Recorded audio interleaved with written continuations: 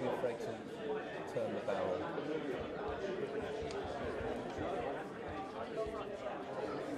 That's the exposure. Get familiarised to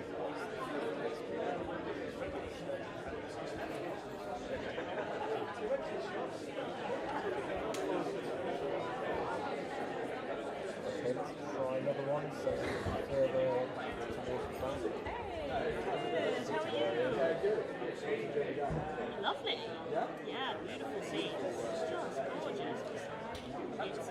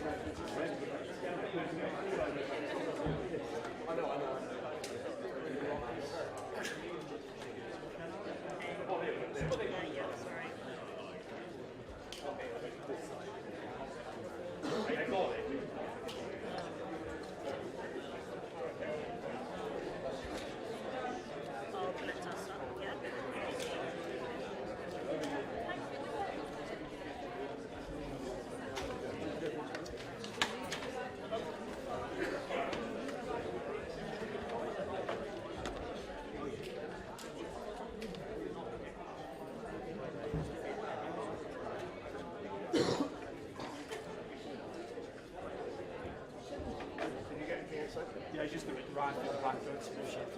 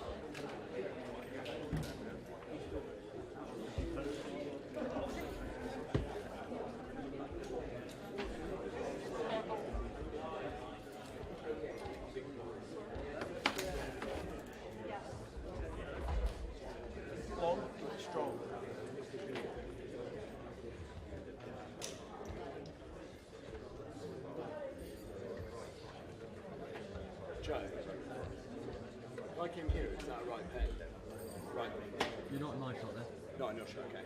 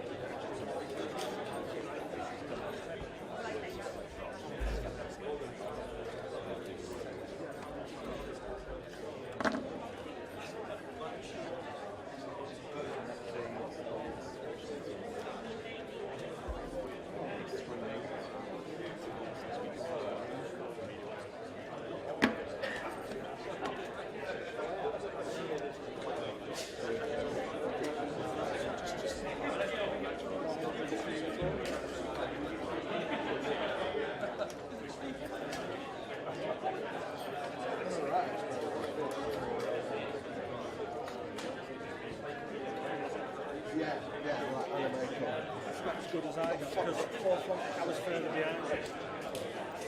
You have, yeah?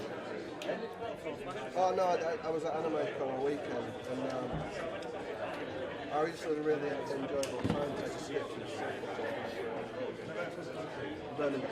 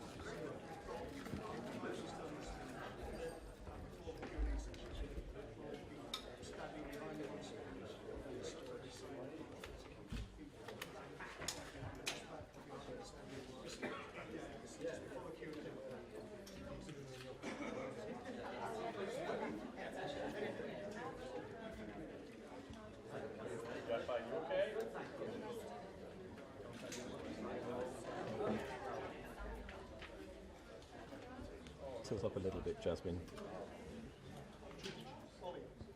More headroom, more headroom. Okay, good.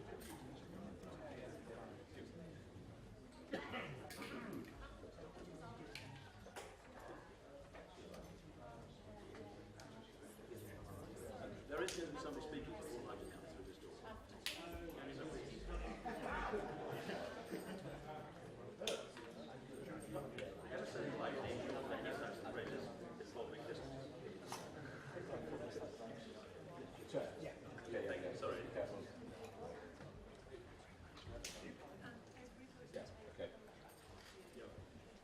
I surely will. If that guy in the purple didn't sit down, can you just give him a nudge?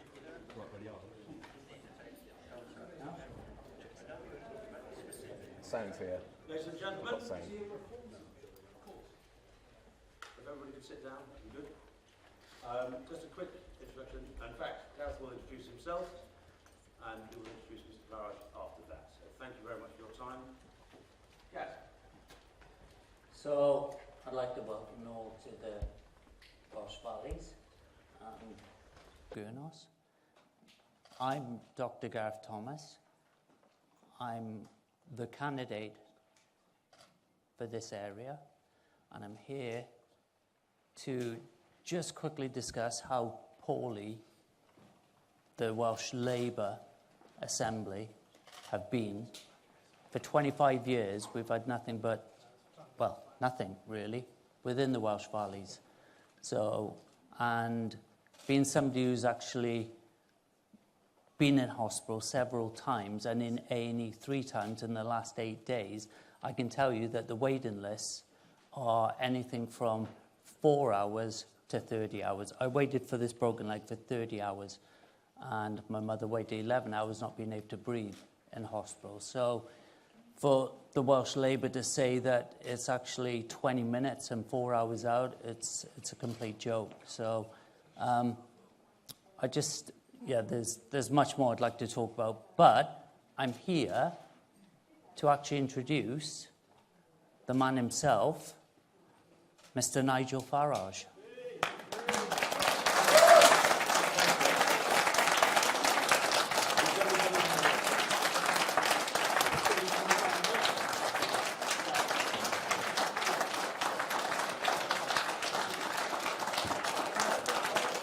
All right.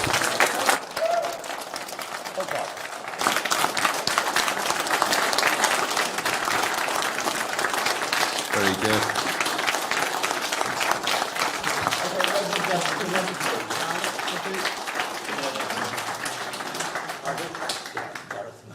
Hello, very good. Nice Thank to you meet very you. much indeed. You're welcome.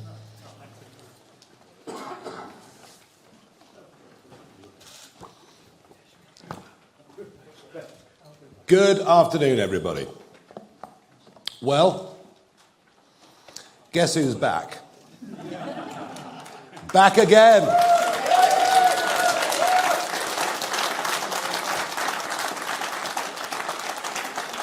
I did not for one moment think I'd be standing here and doing this ever again, but I am, and I'm doing it. But I come out of retirement, and I'm doing it because I genuinely feel that Britain is broken, that nothing actually works anymore, that we're broken economically as our national debt explodes, as our debt repayments are now over £90 billion a year, interestingly, the same amount as the education budget. But of course, it's that generation that are going to have to pay for all of our mistakes for years to come. I feel increasingly we're broken socially, and it doesn't matter what crime statistics the government quotes at us, we all feel less safe on our streets. And I think we've reached a point now where most crime even goes unreported. And I'm in absolutely no doubt that we are in decline culturally. We've begun to forget who we are, what our history is, what we stand for. We've put up with the minds of our children from a young age right through university, frankly, being poisoned about what this country is and what it represents. And all of this would be manageable if there were some clear political solutions. But I think our politics is perhaps as broken as all of the other factors that I've listed. And I was very struck over the last couple of weeks. I've been involved in 2 7-way debates with party leaders and main representatives, one on the BBC, one on ITV, which descended really into a shouting match between Penny Mordaunt and Angela Rayner. And yet, when you listen to what they were arguing over, it seemed to me that the more they argued, the more they seemed the same. We're going through a breakdown of trust in politics, where manifestos, one after another, can keep making the same promises, and no one believes now, frankly, a word that they say, which is why today, specifically, is not a manifesto launch. Because if I say to you, manifesto, your immediate word association is lie, and that is, I think, wholly unsurprising. There are also many millions of people out there, not just disappointed over manifestos, but a lot of Brexit voters, millions of Brexit voters out there, genuinely disappointed. They believe that by voting for Brexit, and actually the reason we saw the turnout on the scale that we did, is that we'd actually get a grip on mass migration into Britain.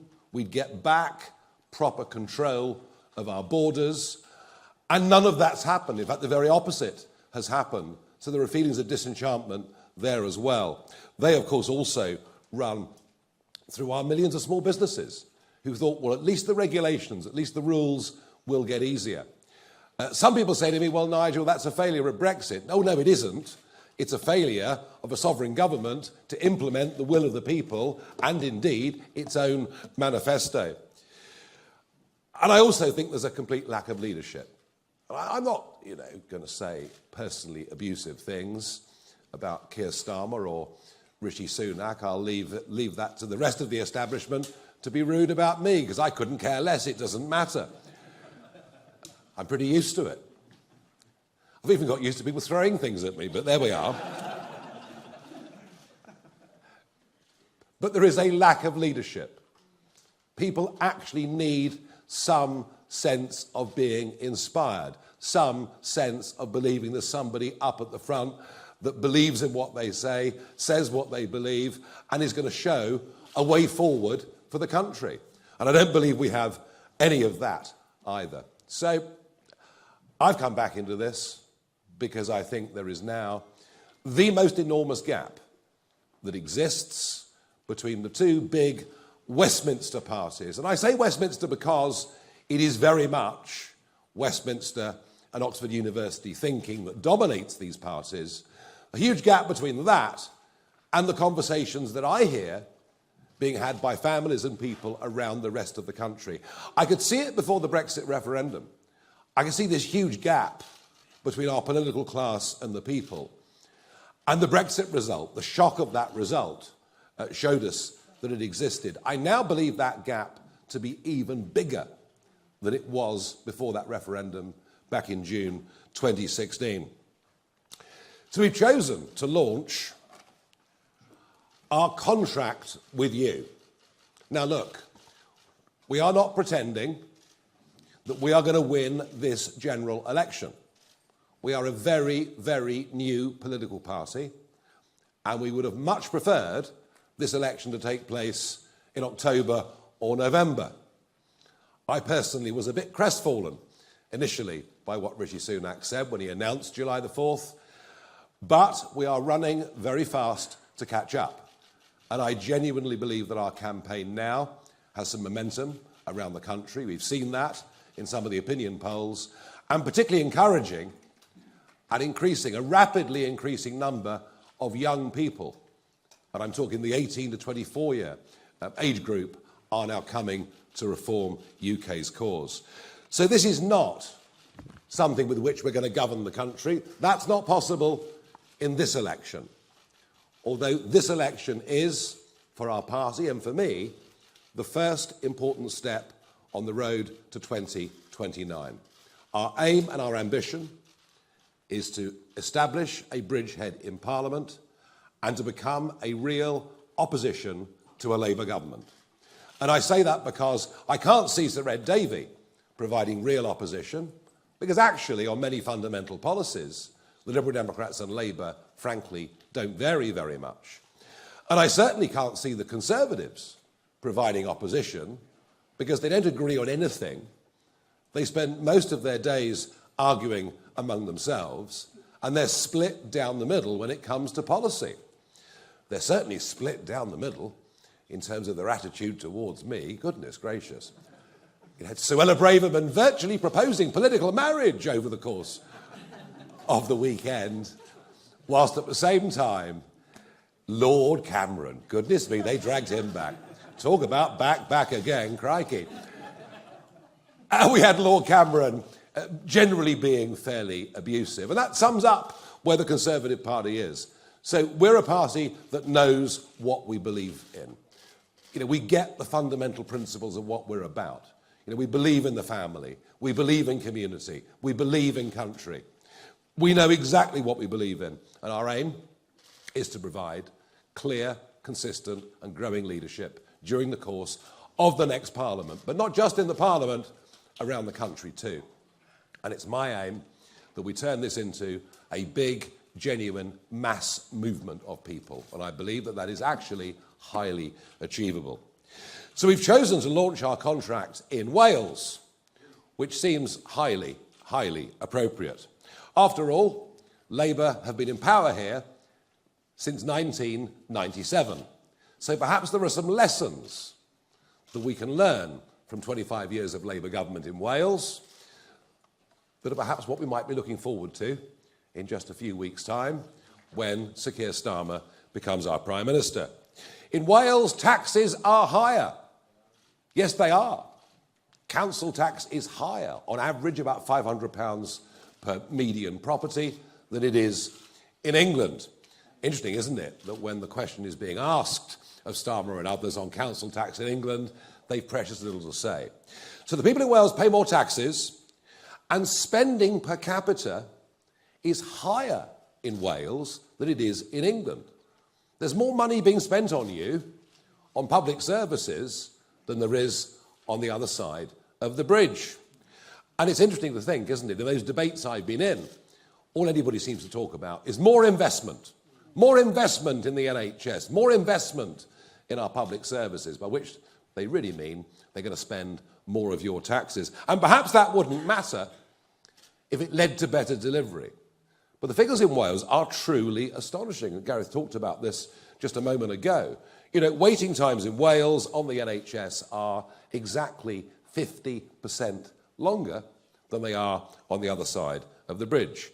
Education, which has drifted in Wales rapidly in a leftward, PC, woke direction. And if you just look at the OECD tables on English, mathematics, any subject you like, you'll see that Wales has fallen further behind England. Not personally that I believe England's very good. And a Labour government in Wales reduces your freedoms, reduces your choices, ends right to buy and many other schemes which damage aspiration, particularly for young people who want to get on. And of course, the crowning glory of 25 years of Welsh government in Wales, the imposition of 20-mile-per-hour speed limits. Well, it led, didn't it, to one of the most astonishing petitions you've ever seen. The percentage of Welsh people that signed that petition. Well, I mean, I've never seen a petition actually quite like it, although, of course, we're rather used to all of that with ULEZ and Mr. Khan up in the other end of the country in London. So it gives us some idea that in terms of outright policy, Labour's not very different to the Conservatives. It's just more incompetent. It just wastes even more money than Conservative governments do. But here's the point about things going so badly wrong in Wales over 25 years. There's been no proper, clear, consistent opposition voice. Frankly, the Conservatives in the Senate have been feeble, to say the very least. And that is the argument. Wales really gives us the perfect example of what I'm talking about. We need to have good, strong opposition that can mobilise people in very, very large numbers. So we know what we stand for, we know what we're for. We're for controlled borders, we're for promoting genuine economic growth. We're for helping the little guy. You know, millions of men and women out there trying to get on, trying to do their own thing, and yet a Labour and Conservative party that only ever listen to the giant global corporates. We're about trying to restore some trust in politics. You might dislike what we say. You might not want to vote for what we say, but at least we do say what we mean.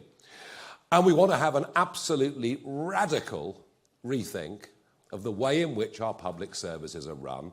And yes, that does include the National Health Service. It's been very, very difficult to have any conversation about the NHS over the course of the 25 years that I've been involved in politics without someone pointing and screaming, you want to privatise it. All we want is an NHS that is free at the point of delivery that actually works. And how we get there, frankly, I don't think most people could give a damn about. So they're the things that we're going for.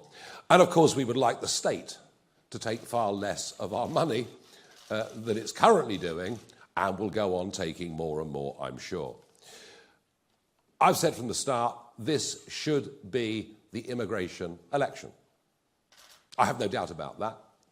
I think the population explosion the impact that it's had on people's lives is the dominant issue. How can you discuss NHS waiting lists without discussing the fact that the population has risen by 6 million people since David Cameron came to power back in 2010? How can you talk about a shortage of housing where we need to build one new dwelling every 2 minutes just to cope with current levels of net migration? How can you talk about any of these things? So we believe this is what we should be talking about. But of course the others would rather not discuss it. The Conservatives are attempting for a 5th manifesto in a row to tell us they'll reduce the numbers.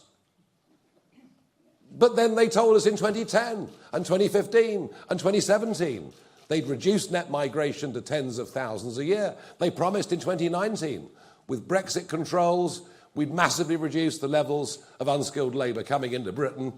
Well, it's running at getting on for net 750,000 a year. When you look at those that have come and stayed, it's incredible to think that 1 in 30 people on the streets of Britain today have come here in the last 2 years alone. Never before in history have we ever seen literally anything like it. And as for Labour, well, it's extraordinary that they launched their manifesto with their 6 key priorities, not even mentioning immigration, not even mentioning the impact on people's lives. So we want to have a proper, honest debate about it, and we believe that an overall freeze on net migration numbers is what we need for a few years to help us at least try to catch up. We also have to say it's only right and proper that you only get benefits in this country once you've been here for 5 years, obeyed the law and paid your taxes.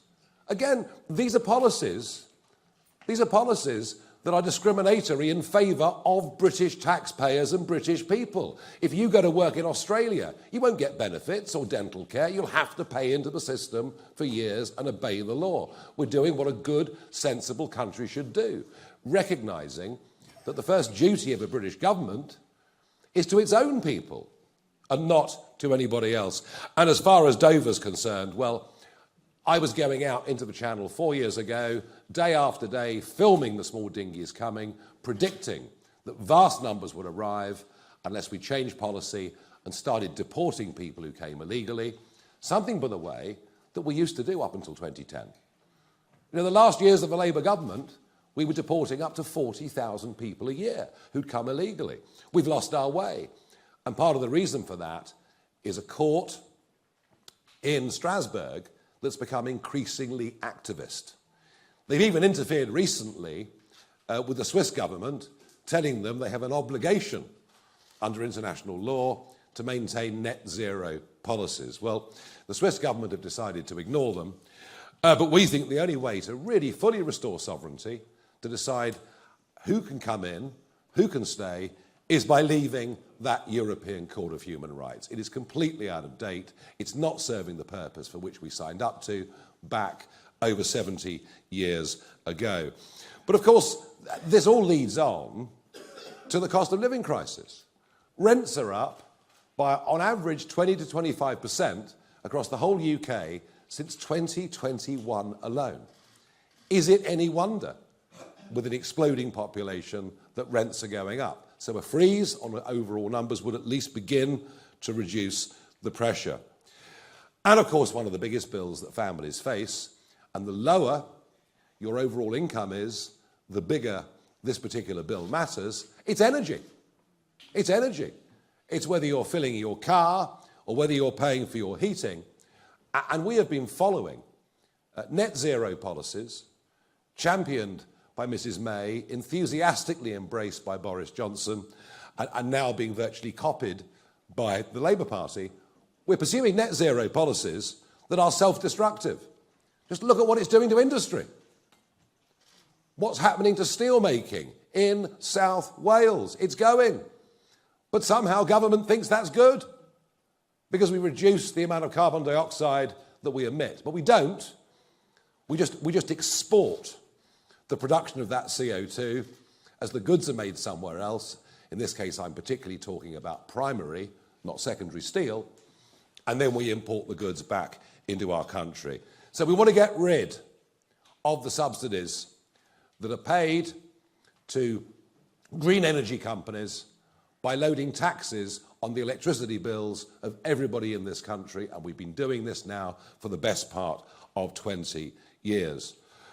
But we also have to try and find out a way that people can be better off. National government, opposition, much of the media seems to want to bow down to the god of GDP. Our gross domestic product rose last year. Isn't that great? Well, if you massively increase the population, it's perhaps not surprising, with more people, that the overall size of the economy would grow. But here's the key. Coinciding with record levels of migration into Britain, we have now seen 6 consecutive quarters of GDP per head falling. We're getting poorer. The mass import of cheap, unskilled foreign labour may work for your big multinational company who want as cheap a labour as possible and couldn't give a damn about the social consequences, but it's not working. And we very much want to be a party that is on the side of working people. And that is why I think this is perhaps the most transformative thing in this document, which, by the way, has been so excellently worked on for months and produced by Richard Tice. He deserves the credit for this, not me. I'm a Johnny-come-lately when it comes to this document. But I think the most innovative thing, policy that we've put out in here, is to raise the level at which people start paying tax to £20,000 a year. Why? Well, number one, it would take 7 million people out of the tax system altogether. A devilishly complicated tax system. That would be a good thing, of course, for those on low pay.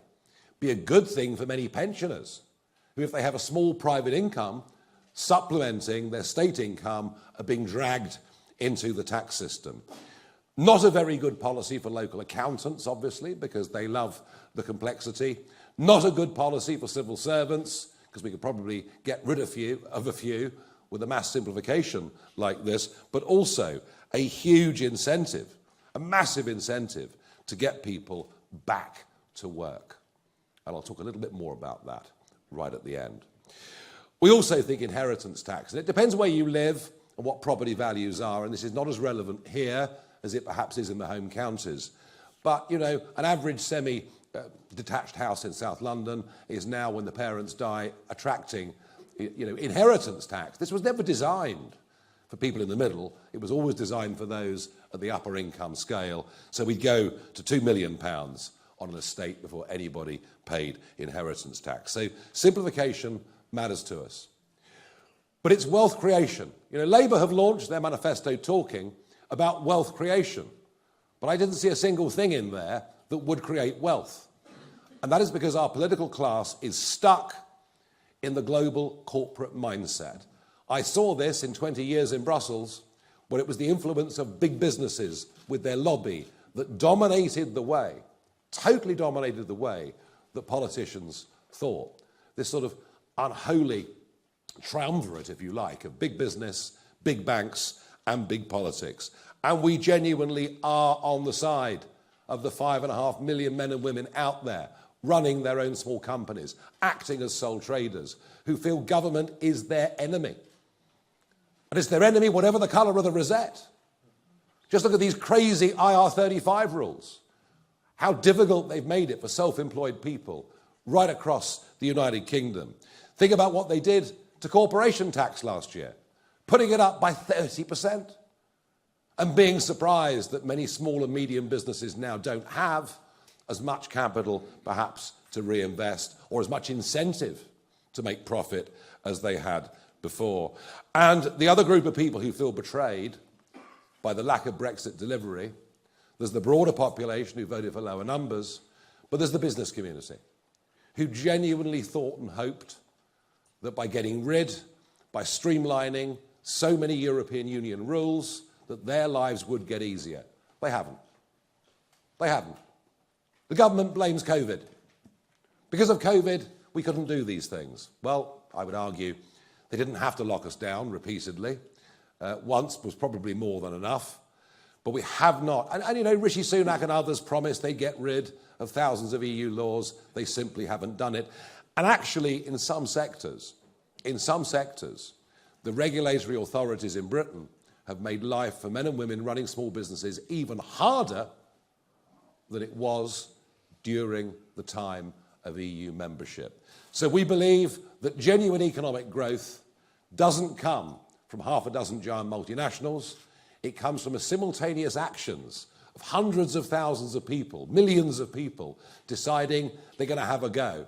And of course, these people don't benefit on holiday pay, they don't benefit on sickness pay. These actually really, economically, these men and women are the heroes of the country. They deserve encouragement, and the more people that do it, the greater the wealth that we will create. And we need wealth. Of course we need wealth. And one of the areas where we need to spend money is defence. I can't think the world has been in a more perilous place at any point in my lifetime. I was born after the Cuban Missile Crisis, just to clarify. Only just. And frankly, this balmy idea of saying we're going back to national service. Oh, no, we're not. All we're going to do is take 30,000 young people and at vast expense give them a year's training. What we ought to be doing is saying, look, there were 100,000 people in the army in 2010. There are 72,000 people in the army now. Let's not recruit 30,000 part-timers. Let's actually recruit 30,000 people full-time to be in the services, and a similar principle, of course, would apply across the Navy and the Air Force. And in terms of expenditure, look, we think government should push on to 2.5% and then 3% of GDP as quickly as they possibly could. I think we've neglected defence very, very badly. Now, in terms of our public services, be it policing, be it prisons, be it the National Health Service, there's certainly a radical cultural rethink that needs to go on. I've been fascinated going around the country in the last couple of weeks, talking to people, parents particularly, about their real fear of knife crime, growing fear of knife crime. And this is not from the 18 pluses, it's going right down in the teenage years. And we have no doubt that an approach to policing such as stop and search, and don't worry if you're called prejudiced or you're doing something wrong, actually you'll save lives. We're going to have to get much tougher on low-level crime. And I mean shoplifting. I mean, can you believe it? You could all go out and shoplift. It's fine. Up to £200 you can nick and no one's going to prosecute you. So I think a different approach culturally across crime and policing. And with the big one, the NHS. Look, what we are going to campaign for is a genuine radical rethink. You know, we all grew up loving the NHS, being deeply grateful to the NHS. It was there and a fantastic thing. And I've been trying to make many of these arguments, actually, I've been trying to make for well over a decade, that we have to have a rethink. And I think perhaps back in 2015, when I led a different party in a general election, perhaps I was just a bit ahead of the curve. Perhaps I was saying things that people didn't want to listen to. But I get the sense that they are listening now. We are not getting bang for our buck, and there's a growing level of disenchantment that the health service simply isn't fit for purpose in the way that and not just the way that it used to be, the way that we want it to be. So let's look at other funding models. Let's look at how the French do it. Let's be radical in our thinking. And my final point's on benefits. Now, it's quite easy for those in work and working damn hard to say lazy scroungers on benefits. It's the sort of conversation you hear in the pub. But actually, there are a lot of people on benefits who do not want to be on benefits. They want to go back to work. But the system massively disincentivises this. Because if they work for more than 16 hours a week, they start to lose the benefits, and they'll lose more benefits than they'll earn in going out and getting money. There is a trap, a benefits trap. And that isn't good for people economically, and it certainly isn't good for people psychologically. And that is where raising the level at which we start paying tax to £20,000 a year really, really matters. This is something that would make work pay. That would make a massive difference to our societies, massive difference to nearly every one of our communities. And of course, for those on benefits who see it as a holiday, quite extraordinary, isn't it, that you could have an online consultation and be signed off on the sick with depression. And that, by the way, I'm not knocking those that genuinely have mental health issues. Of course I'm not. But what I am saying, it's ludicrous that that can happen with an online consultation. And we want to make it clear that for people that are thought to be fit and able-bodied, once they've had 2 offers of a job, if they don't take one of those jobs, they lose their benefits. And I think, again, that is something that working people would agree with. That outlines the broad principles of our contract. As a party, we're unashamedly patriotic. As a party, we believe that British history is a great thing and should be taught properly and with fairness and with balance. But as a party, we're radical. We're radical in terms of the way we want to change public services. We're radical in terms of the way the education system in this country needs to operate. We're radical in terms of our simplification of the tax system. We're radical in terms of our view on on issues such as the electoral system, the House of Lords, our right to a referendum. And you can be both. You can be traditional and radical at the same time. Because we're proud of who we are, but we feel at the moment politics and government isn't fit for purpose. We want real, genuine change to give us a better, brighter and stronger future. And I promise you all, this is step 1. Our real ambition is the 2029 general election. But this is our first big push. I've been back in this job for a couple of weeks. I sense we're doing really rather well. Thank you. Now, thank you.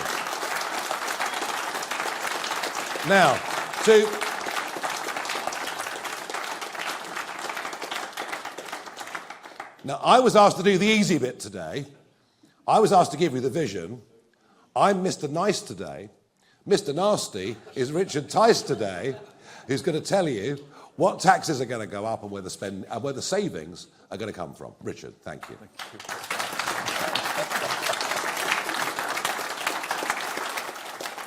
Thank you, Nigel. Thank you. Well, a very good afternoon. It's great to be here. Rarely been introduced as Mr. Nasty. So, all these bold plans, and they are exciting, and they are attracting huge appeal out on the stump. Something's going on out there. It's quite remarkable. Word is spreading about Reform UK, and as Nigel just touched on, some of these key policies are really gaining ground. So how do we pay for them? Well, I talked about some of it last Monday, but here's the thing. Lots of people in the media say, oh, it's unfunded tax cuts. No, let's get this real. It's unfunded spending. That's what's got us into a right pickle. Our fiscal deficit in the last year to April, no one talks about it. We spent about 120 billion more than we earned. There's a few key big things here. And unlike some of the other people in their plans, other parties, they're not honest with you about the costs and how you're going to pay for it. We are, because it's set out in this contract. So last week, I spoke about this issue of the Bank of England paying your taxpayers' cash on all the money that was printed.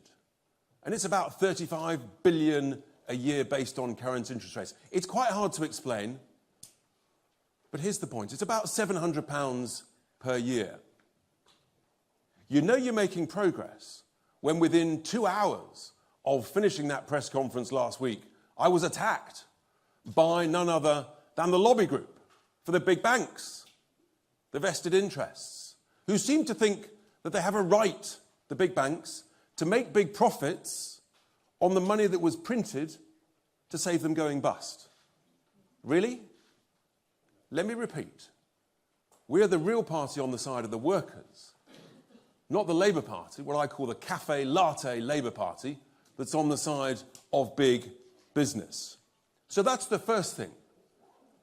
When they printed all this money, they didn't tell us that when interest rates went back up, it would cost us an absolute fortune transferring our money to the big city banks. They didn't tell us that, but that's what's happened. Unfunded spending. The second big item, of course, is the cost of net zero. So when Theresa May had a 90-minute debate back in, I think it was 2019, 90 minutes to sign up to net zero, put it in legislation, no one said, well, hang on, how much is this going to cost? What's the spending? The truth is, even if they had that debate, they wouldn't have had a clue. You've got people like the Climate Change Committee saying it's 1.2 billion. You've got the OBR saying it's 1.4 billion. You've got the National Grid, perhaps being a little bit more honest, saying it's 3 trillion. Sorry, those are trillion numbers. The numbers are so big. 1.2 trillion, 1.4 trillion. The National Grid says it's 3 trillion. Impossible to work out what that means. 3 trillion, I mean, is it 100,000 per household? No one talked about this spending, the cost to get there. Apparently it's going to save the planet and therefore the cost is irrelevant. Really? This is real money. This is real cash. And it's all of our cash. And apparently it's going to be good for the environment. Well, where I'm campaigning to be elected, one of the big debates is the implications, the consequences, which is happening now all over the country, of this drive towards offshore renewable energy, but you've got to transmit that electricity. How are we going to transmit it? Oh, I know. Big 50-metre pylons going hundreds of miles across the English countryside. How's that good for our environment? And who's going to pay for it? So all of those who voted for this, they didn't tell us that, did they? They didn't tell us how much it would cost and how much it would blight the English countryside, our environment. How's that good for the environment? We reckon that if you scrap net zero, then the saving to the taxpayer every year for the next 25 years would be in the order of £30 billion per year. What is that? That's about £600 per adult. That's what that is. 600 quid per adult. So 1,200 quid for a 2-person household every year, after tax. This is real money, it's your money, and they didn't tell you. They deliberately misled the British people about the cost implications of net zero. And as Nigel quite rightly said, all you're doing, you're not reducing global CO2, you're just shipping it somewhere else. And we're the mugs that are paying for it. And it's got to stop. And we're the only party that has the courage to say, this is unfunded spending, it's costing us a fortune, it's not going to save the planet, and it's got to stop. 30 billion a year. Now the third big item, and again some of the press will attack us, one of the mainstream broadcast journals, newspapers this morning tried to do an analysis of some of these costs. The thing was though, because they didn't want to actually tell us the truth about these numbers, they just talked about in generalities. But we all know taxes have gone up to record levels, and yet the quality of the outcomes of public services has declined. That can only mean that we're spending money badly. If taxes had gone up and the quality of public services had improved no end and waiting lists had dropped to zero, you might say, well, money's being spent well. So when I talk about waste in public services, waste in public spending, particularly in things like the NHS, I always get contacted within a couple of days by nurses, anaesthetists, surgeons, doctors who say, Richard, thank heavens, someone is actually telling it as it is. The waste is everywhere. It's extraordinary. And I've got a very simple slogan. It's what we do in business. And we come from the world of business. We're fixers, we're sorters, we're doers, we make things happen. It's very simple. You've got to cut out the waste from the back office and invest it in the front office. That's how you grow a business. That's how you improve the surplus that you make. That's how you improve the quality of your product. And that's what we've got to do with the public sector. Instead, we learn that since about 2019, there's an extra 600,000 people working in the public sector. but productivity's gone down.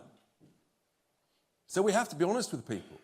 And in the same way that all of us struggling with our bills at home, we're saying, well, I've got to save £5 in 100. But you've still got to pay the bills, the rent, the mortgage, the food.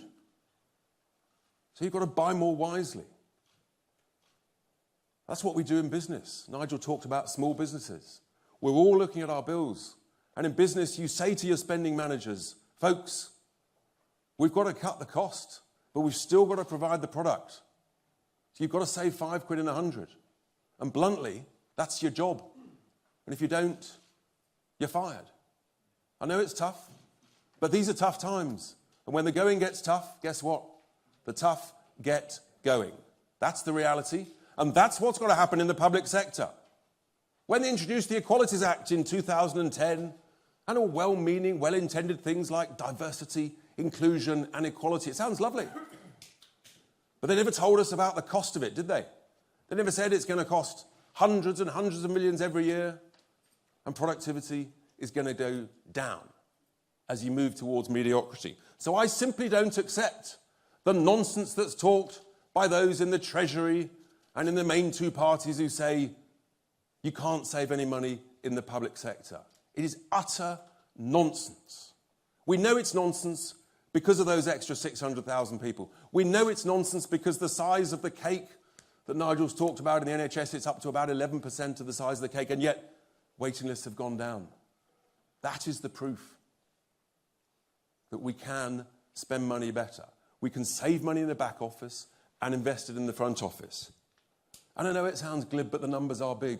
But if you save £5 in 100 in wasteful public sector spending everywhere, the quangos, the commissions, the local authorities, the government departments, it soon adds up. It's 50 billion quid plus or minus. These are big numbers. Per adult, it's about £1,000 a head. This is real cash with which we can completely transform the way we run our economy, and as Nigel touched on, the tax cuts, in order that actually we can make work pay, we can make businesses grow, we can encourage risk-taking. Let's remember, the biggest risk in life is never taking one. That's what small business folk do. Those are the big savings. On top of that, if we get 1 million people off benefits back into work, there's huge billions of savings. Oh, another bugbear of ours, HS2. I mean, the Prime Minister scrapped the top end. Prime Minister, well, if you're going to do a job, for heaven's sake, just do it properly. Just scrap the rest of it.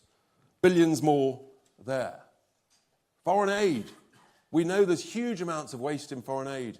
We could reduce the amount we spend on foreign aid, saving another 6 billion or so every year. These are huge savings. This is a completely different way of running our economy. I believe it's achievable. We know it's achievable. That's why we put this forward. And we know the current status quo, the main two parties tinkering at the edges, there's no growth. You can't tax your way out of this crisis. We've got to grow our way out of this crisis. And this, folks, is how you pay for it. We've got to stop paying the interest on the printed money. We've got to scrap net zero. And we've got to cut out the waste in the back office of the public sector and invest it in the front line. If we do these things, then we can make this country grow again. We can afford to invest where we need to invest in growth, in tax cuts, in defence, and all the other things in this great contract. So I commend this to you. Reform UK commends this to you. This is how we pay for it. It can be done. No one's saying it's easy. Truth is, life isn't easy. But if you're not prepared to get tough with wasteful spending, then we are heading towards a very bad place. That's what we're about. That's what Reform UK is about. And that's why Reform UK is going up in the polls. Word is spreading. People love common sense policies and a common sense approach to what we do. I commend this contract to you. Thank you very much.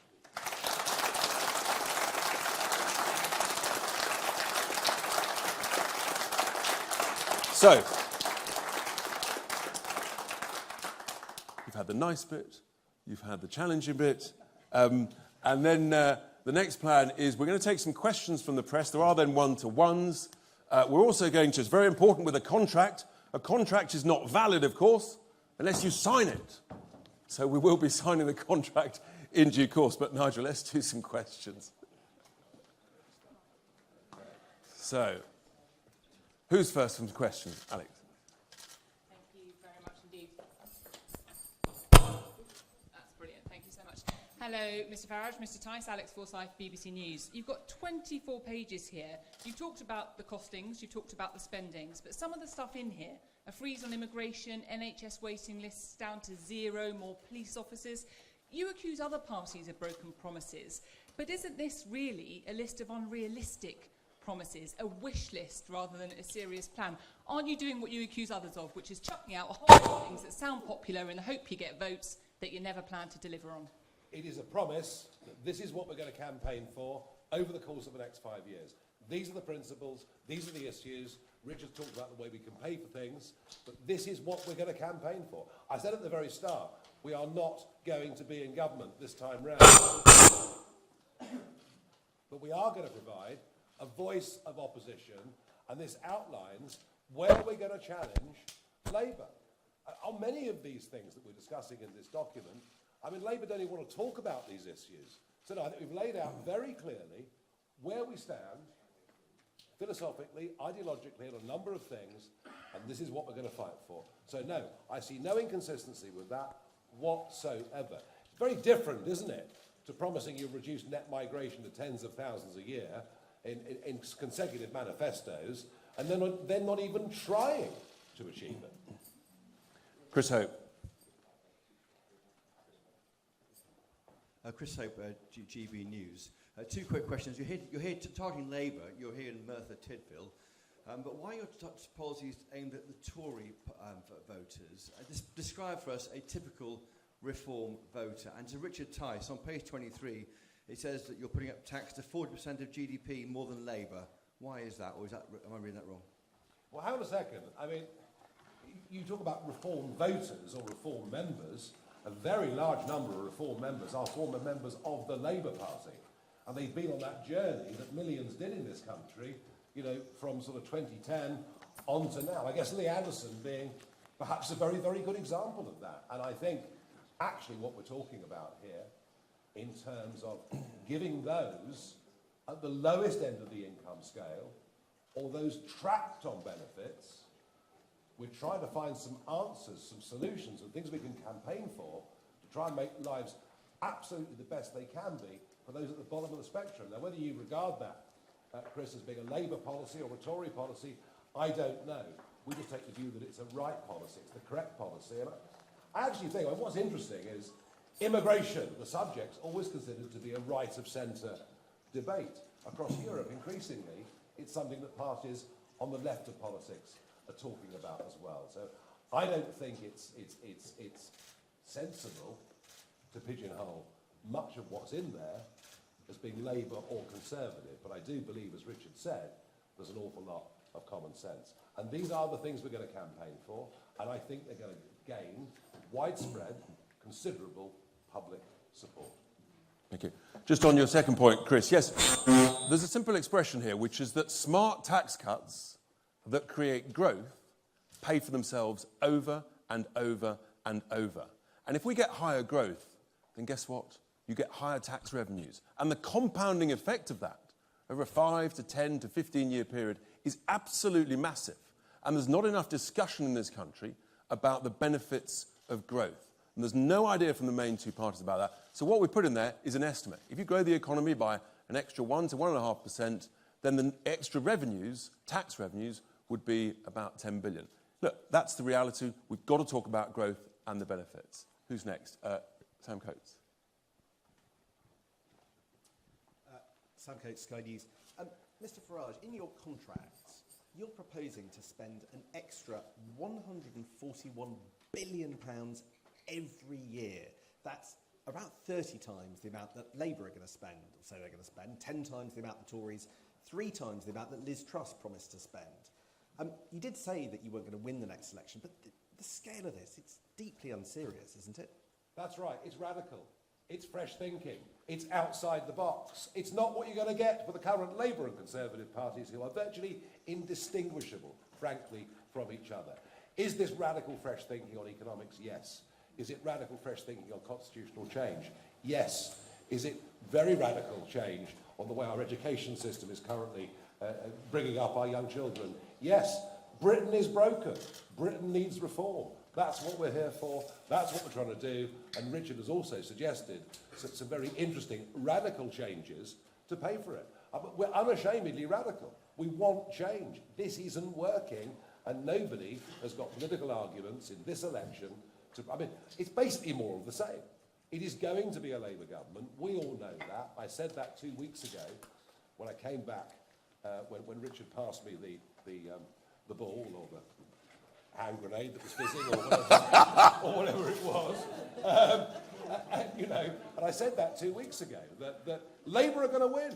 This is about who the opposition's going to be. And what we're talking about is what we're going to fight for over the course of the next 5 years. So, no, there's no rowing back from me, no apologies from me on this whatsoever.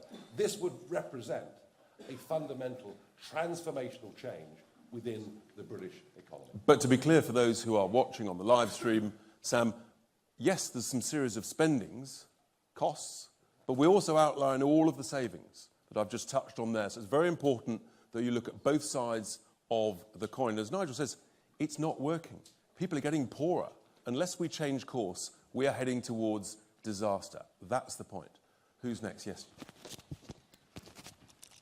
Hi, Emilio from Politico. I've got a question for Mr. Farage.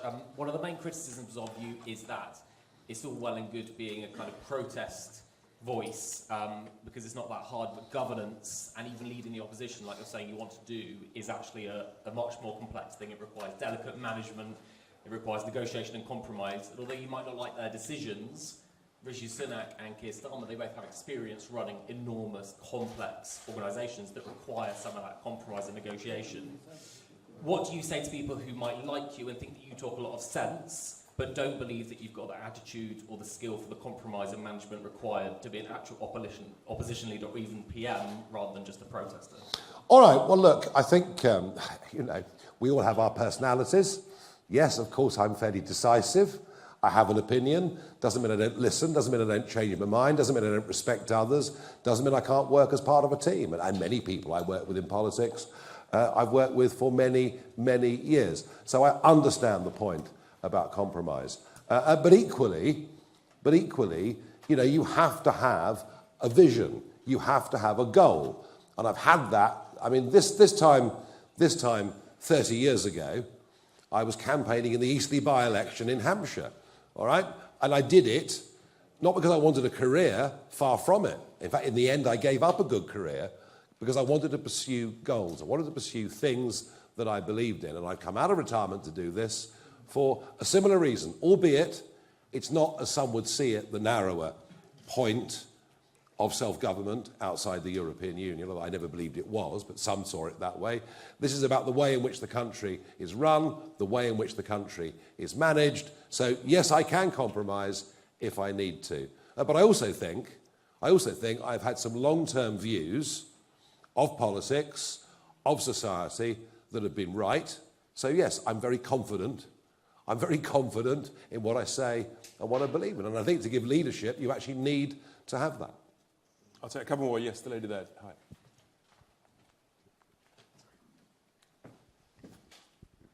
Hi, Catherine Jones from S4C. You're here today in one of Wales's most deprived areas. Are you giving people here hope at this election, or is it just a list of things to hate, from immigration to devolution? That question is very closely linked to the previous question in this sense. This is not a protest document. This is not a protest vote. And it's been a common misconception with all the campaigns that I've run over the years. I remember sort of in 2011, 12, 13, every by-election we'd hear, well, that was a shock result for UKIP. The protest vote is growing.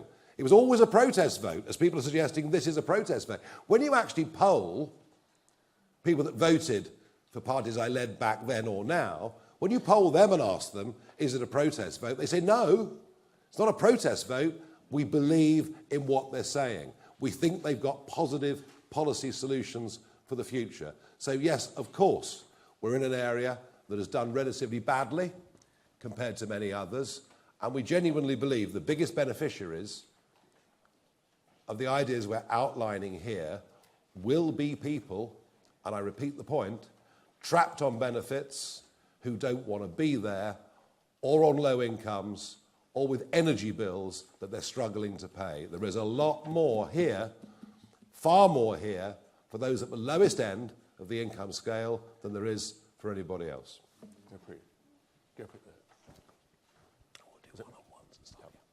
Hi, thank you. Gurpreet Narwan from Sky News. You say you want to find £50 billion of public sector waste every year. That's an enormous figure. Where exactly do you plan to find those savings? And is this just code for cuts to public services? Well, cuts to public sector, I mean, frankly, they're never in the office anyway, are they? I mean, it's work from home. Pop into Whitehall a couple of days a week. No, I mean, Richard's made the point at length, eloquently earlier.